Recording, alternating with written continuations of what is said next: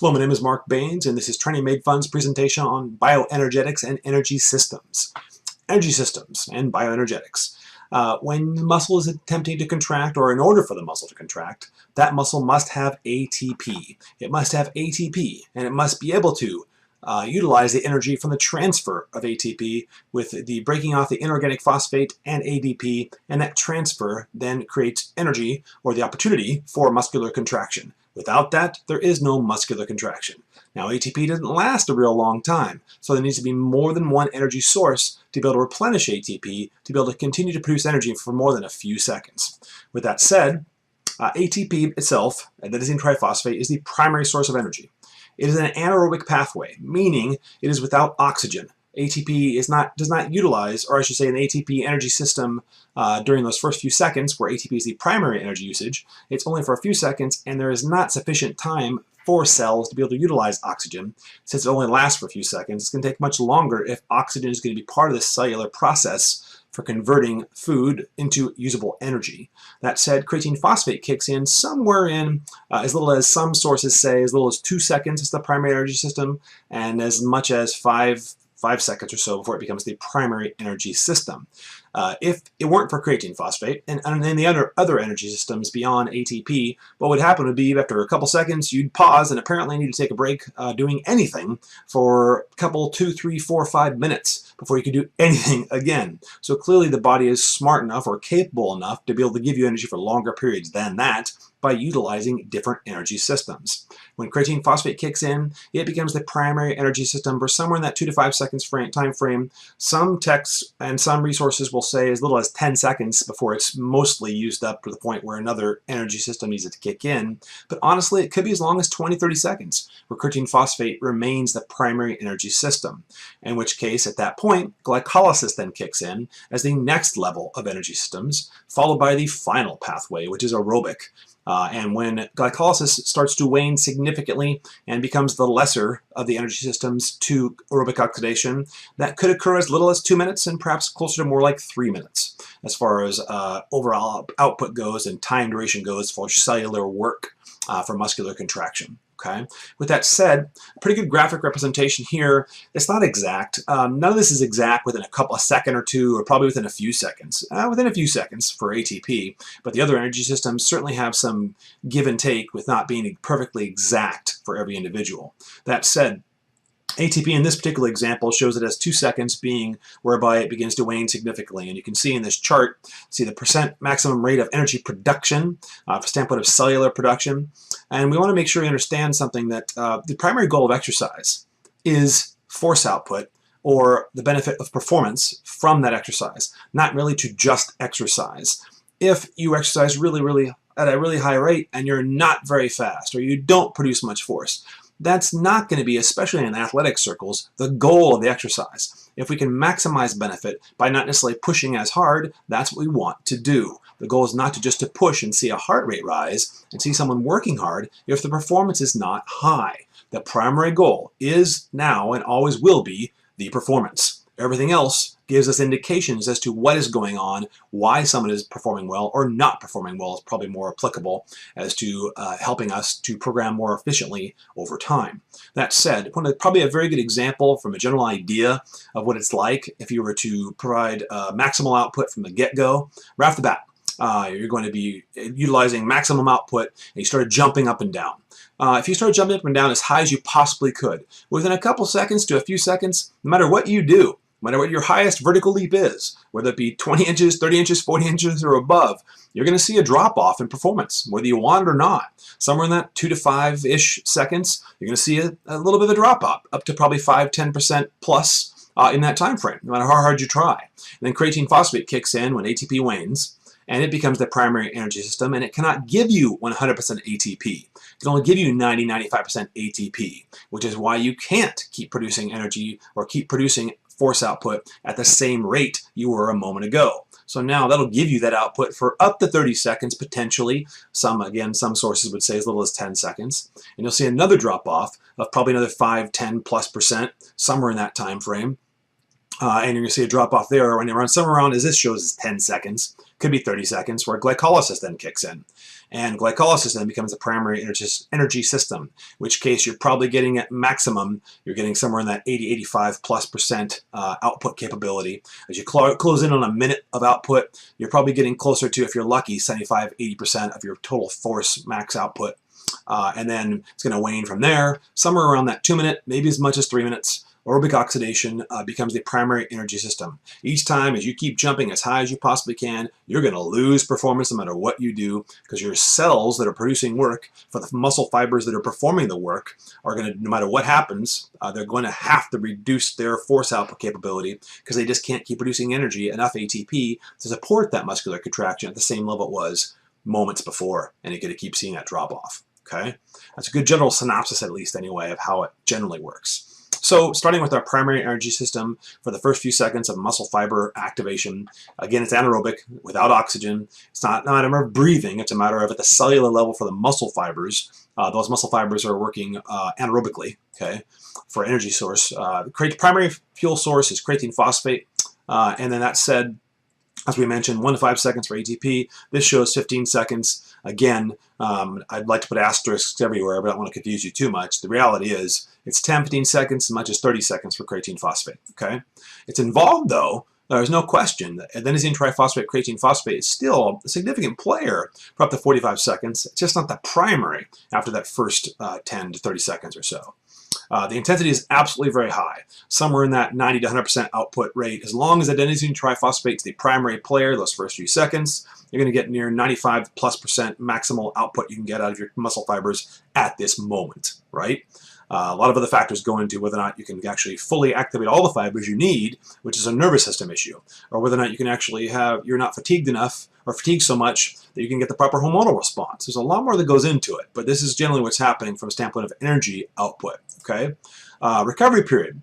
At the bare minimum, you're going to need at least 90 seconds. And to be really clear, the only individuals that are going to be able to get 95 to 100%, or at least 90%, let alone 95 to 100% ATP replenishment, to be able to go all out for maximal power, maximal speed, maximal force output for those short durations of time. We're talking about a high-level athlete with high-level conditioning on a good day. Okay, this is not a normal thing. If you're going to have a 90-second rest period or less and expect all-out intensities for 30 seconds or less, you're going to need to expect maximal effort may be there, but maximal output is going to be below 90% of maximal output, no matter how hard you try. You can't rest for that shorter period of time and expect to have a higher output. What is your goal? Just to work hard, or to work hard with a greater performance? Okay? Otherwise, 3 to 5 minutes is more likely what you're going to need. Generally speaking, in my experience as a track coach, we're looking for something as simple or pure as speed and power, jumping high, running fast, throwing an object far, right? Generally speaking, since they're very specific, very simple to measure, right? Never seen too many athletes who can actually get repeated force, high force output without at least that 3-minute break. Again, there's always going to be those outliers, but they're very, very few and far between and get away with less than 3 minutes rest repetitively to get repeated performance at high level power, speed, and whatnot, okay? That said, glycolysis, honestly, first of all, it is still anaerobic. A lot of people refer to, or a lot of texts can often refer to aerobic and anaerobic glycolysis. It's probably a little bit overstated from the standpoint that glycolysis, by definition, is not aerobic oxidation, so it is not aerobic as a oxygen usage, from an oxygen usage standpoint, from a cellular usage or cellular energy production standpoint. That said, being anaerobic, it is also its primary fuel source is carbohydrate. And technically, even adenosine triphosphate, creatine phosphate are going to utilize a lot more toward, from a macronutrient standpoint, over the duration of work that's being performed. Even though creatine phosphate may be the primary fuel source, it's still going to be based out of the majority of usage of carbohydrate, not protein and fat. Fat is much going to take a lot lower intensity to be able to maximize the usage of fat. You're not going to be able to produce a high-level output if fat is your primary energy source. And protein's primary job needs to be used for other things, not as a carbohydrate, or I should say as an energy source. It can be. Your body is very smart. Your body will do whatever it has to do to give you the work you need in the best way that it can, right? But primarily, you're going to need a lot more carbohydrate for anything that's glycolytic or ATP-CP. a lot more carbohydrate. Okay. That said, when we talk carbohydrate, we're talking about complex carbohydrates, the majority of. Simple is fine during activity that's longer duration, hour or more. For every 15 minutes, 20 minutes, 6 to 8 ounces of a carbohydrate solution that's 6 to 8% glucose for hour or more activity. Okay, if it's hour or less, it's water. Someone should be taken in. But otherwise, post-workout, some texts will say 15 minutes later, have that carb protein drink. It might be a little soon because it actually can inhibit growth hormone. It's not bad or wrong to take it real soon, but the primary goal is hypertrophy or maximal power or strength output. You might be better off waiting to about 30 minutes or so and maybe even slightly longer than that, taking that carb protein shake. Many texts will say you have at least an hour. Many resources or research studies will say at least an hour, possibly as much as 2 hours before you actually are really going to be in debt, whereby you're going to be lacking because you didn't take that carb protein shake in post high intensity workout. To be really clear, the average person or person engaging in moderate to low intensity, barely glycolytic or like aerobic oxidation level output, who's really out of shape, or someone particularly is trying to lose weight, last thing they need to be doing is taking a carb protein shake in post-training session. They need a good solid meal 1 to 2 hours after they train. And of course, what people are going to do is have that carb protein shake followed by their real meal 1 to 2 hours after that. That said, low glycemic index majority carbohydrates, high complex carbohydrates, and whole grains. We're talking about, yes, wheat. Wheat is okay.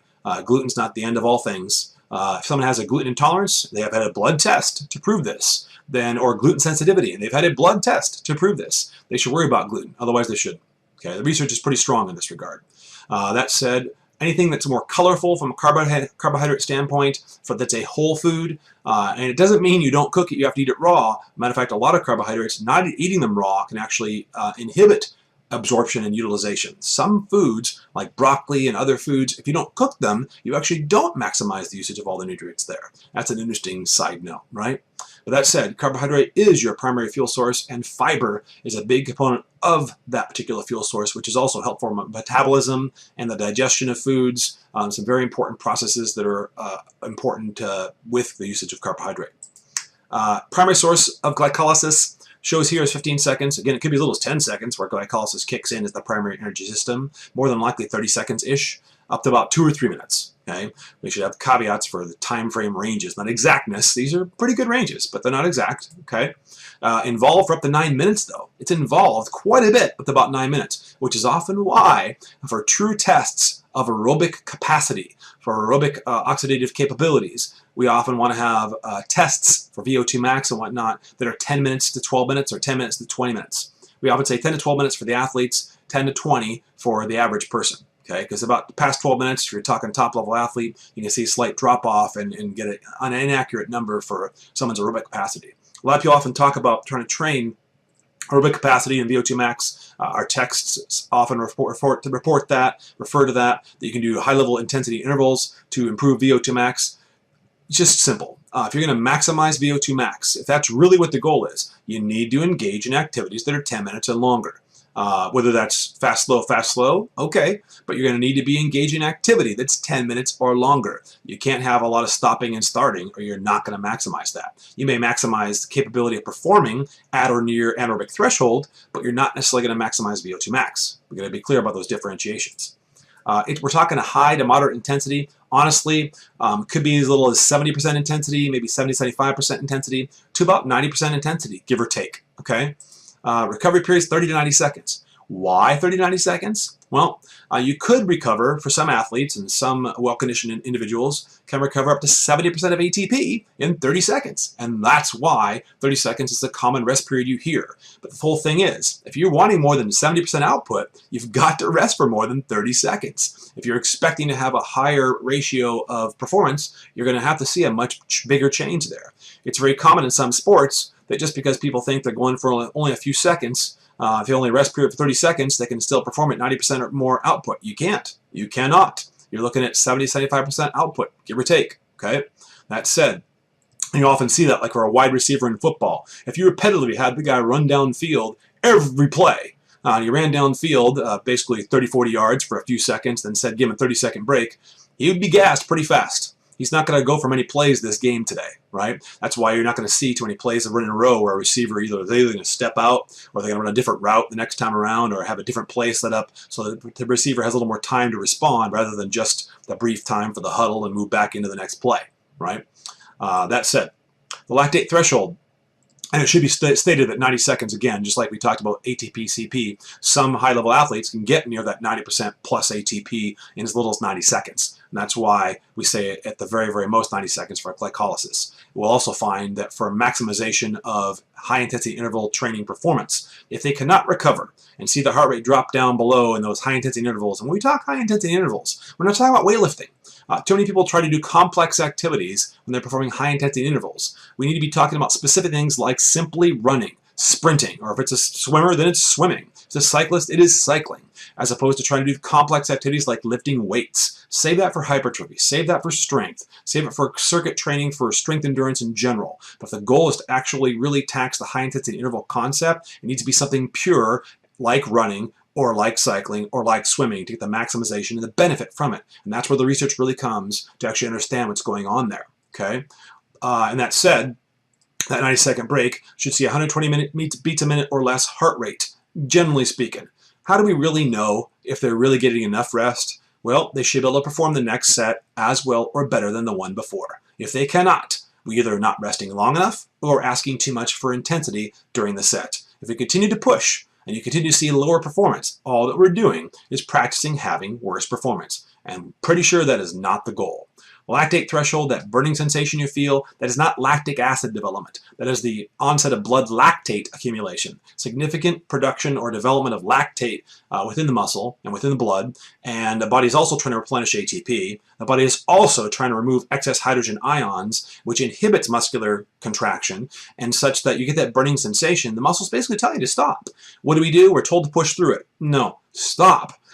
Can practically guarantee you, if you actually take a break during the time when you feel that first burning sensation, you took a break right then, no extra reps, just stop. Because no matter what you do, the next muscular force contraction is going to be lesser than the one before it. No way around it. Okay? You don't have the same ability. That's why you're getting the burning sensation. If you stop and take a break, you'll have a better force output than if you didn't take a break, push through the burn, then try to take a break and repeat that set. And after that, lesser performance. Okay? That said, we're going to move on to our final energy system with aerobic oxidation. Aerobic, you're burning mostly from fat, about 55% from fat, about 45% from carbohydrate. Carbohydrate's right there. Still a big player in every level of energy. To go lower in the carbohydrate is a practical guarantee that a person's not going to perform well as an athlete long term. Maybe have some major health problems, hormonally late long-term, chronic fatigue-related issues. People often complain about being tired and worn down. Usually the number one reason is the carbohydrate. But of course, if you don't get the other nutrients too, carbohydrate can't do its job. It's a complex factorial system that your body is engaging at all times, right? Fat. And we're talking about 4 different sources. We got monounsaturated, polyunsaturated, saturated, and trans. We want to have more of the monounsaturated fats, which also contain the polyunsaturated fats, the omegas 3s, 6s, and 9s. The omega-3s you hear the most about, salmon being high in omega-3s in particular, but also black cod, sardines. And if you don't like fish, that's okay, but you probably need a fish, possibly a fish oil supplement, because it's really hard to get the omega-3s. You can eat a ton of nuts and seeds and maybe get enough, but you'd have to eat a ridiculous amount of those things to get enough of the omega-3s in particular. The saturated fats are from animal fat. We want to minimize those as best we can. The trans fats, of course, come from processed foods, processed fats. You process any fat other than extra virgin olive oil, essentially, at higher heats and high conversion rates, you're going to see that cis configuration of fats turn to trans, and the body have a hard time understanding how to utilize and benefit from that. Fat's primary job is sex hormone production, steroids. We're talking about testosterone, progesterone, estrogen, really important stuff right there. And of course, other hormone production. Protein's job is build every cell in the body, and hormone production as well, except for the sex hormones. We want protein to do its job. 0.8 grams to 1.8 kilograms per kilogram of body weight is a good overall, good rule. There's no research to support any more than that. You can try that, and try to go beyond that, but the research would say 20 to 35% of your diet be coming from fat, basically 10 to 35% from protein, 45 to 65% from carbohydrate, broad ranges. Higher carb, a little bit lesser toward the fat for the really active people. Fat goes up, carb goes down, lesser active people. And of course, protein, if you eat 10% protein, you eat 10,000 calories. high-level, elite, super elite athlete, still getting 1,000 calories from protein, 250 grams of protein. Plenty of protein, okay? That said, the primary energy source for 3 minutes and up really starts around 2 minutes, goes to 3 minutes and beyond. It's for moderate to low intensity. We're talking 70% output and under, generally speaking, for aerobic. You start breathing hard, they're going anaerobic, okay? And there's always ranges. Some people go beyond that and they go higher level intensity than 70%, would still be aerobic. It's just unusual to see it. But certainly high level athletes can go beyond that rate, right? There is some crossover in some of these energy systems. Recovery period 0 to 45 seconds. You're only looking to get 70% or less ATP. You shouldn't need more than 45 seconds or so. If you do, you're probably more glycolytic than you think. You're not so aerobic. If you need more recovery period, repeat the same set again. Maybe no rest at all if it's low enough intensity for you and you have the conditioning to be able to, or capacity to be able to handle that stress. And that said, different muscle fiber types, type 1, type 2A, type 2B, or 2X. Type 1 muscle fibers are very consistent with the primary active muscle fibers for aerobic oxidation type output for longer duration activity, 2 minutes and beyond, 70% or less maximal output. Not effort, right? Max output. You're not going to have the same speed. There's no way around it. Usain Bolt, make him run for long enough, he's not going to be at the same level of speed. Even endurance athletes, same thing. Okay? You'd be surprised how many 2-hour marathoners can actually run a 46, 45-second 400. Insane, right? Pretty impressive stuff.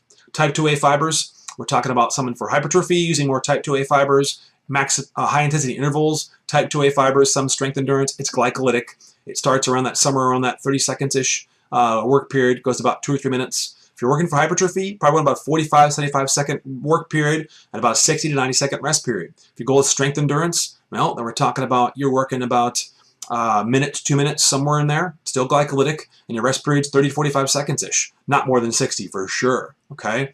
And high-intensity intervals, never more than 90 seconds rest, preferably never more than 90 seconds work. Otherwise, you're looking more towards going toward being aerobic type work for your intervals, which is fine. Just be clear about the goal.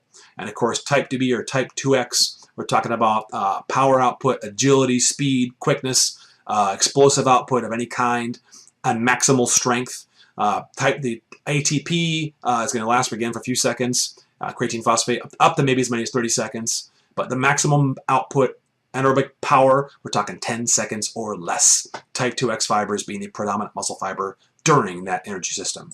Which brings us to a little quick overview of all of this. We're talking our energy systems right here. The intensity, you can see how the work period, the output, your output, or your effort. If your effort's really completely all out, you may be actually thinking you're here. Well, maybe from a standpoint of energy usage from the muscle, yes. But as far as actual output, you're not getting the force output you want. So we want to find a way to make sure that our perception of effort is consistent with the performance. You should not have a higher perception of effort with low performance. If you do, something in the programming is wrong.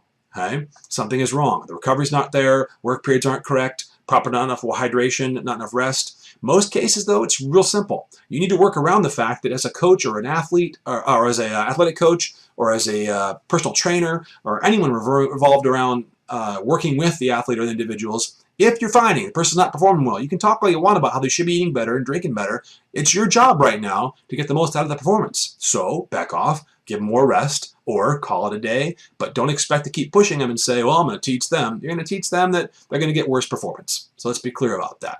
Okay.